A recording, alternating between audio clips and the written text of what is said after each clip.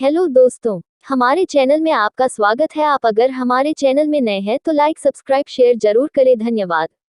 रामायण के बालकांड के अंतर्गत गुरु वशिष्ठ द्वारा भगवान राम के कुल रघुवंश का वर्णन किया गया है, जो इस प्रकार है। ब्रह्मा जी के पुत्र मरीचि से कश्यप का जन्म हुआ।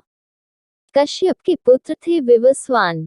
विवस्वान के पुत्र थे वैवस्वत मनु, जिनके 10 पुत्रों में से एक का नाम इक्ष्वाकु था। राजा इक्ष्वाकु ने अयोध्या को अपनी राजधानी बनाया और उन्होंने ही इक्ष्वाकु वंश को स्थापित किया। इसी वंश में राजा युवनाश्व का जन्म हुआ, लेकिन उनका कोई पुत्र नहीं था। वंश की उन्नति और पुत्र प्राप्ति की कामना लिए उन्होंने अपना सारा राजपाट त्याग कर वन में जाकर तपस्या करने का निश्चय किया।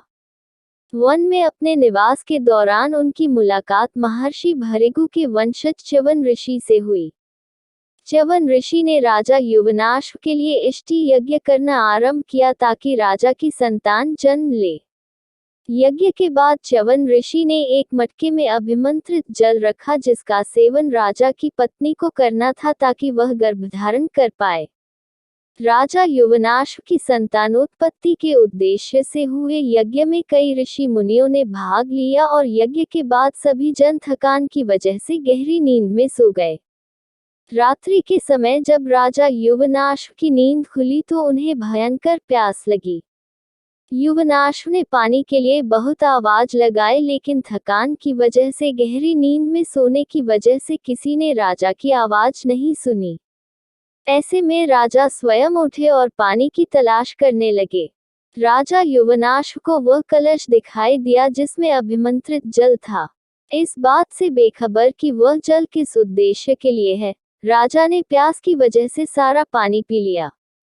जब इस बात की खबर ऋषि च्यवन को लगी तो उन्होंने राजा से कहा कि उनकी संतान अब उन्हीं के गर्भ से जन्म लेगी।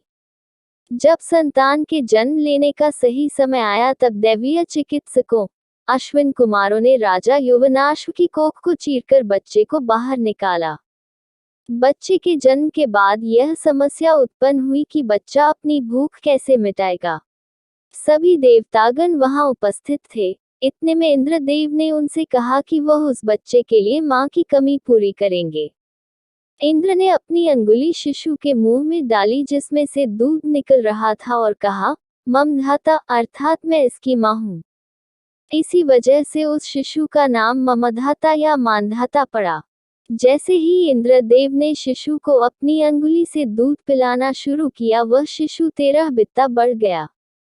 कहते हैं राजा मानधाता से सूर्य उदय से लेकर सूर्यास्त तक के राज्यों पर धर्मानुकूल शासन किया था। इतना ही नहीं, राजा मानधाता ने 100 अश्वमेघ और 100 राजसूय यज्ञ करके 10 योजन लंबे और 1 योजन ऊंचे रोहित नामक सोने के मत्स्य बनवाकर ब्राह्मणों को भी दान दिए थे। लंबे समय तक धर्मानुकूल रहकर शासन करने के बाद राजा मानधाता ने विष्णु के दर्शन करने के लिए वन जाकर तप करने का निर्णय किया और विष्णु के दर्शन कर लेने के बाद वन में ही अपने प्राण त्याग स्वर्ग की ओर प्रस्थान किया।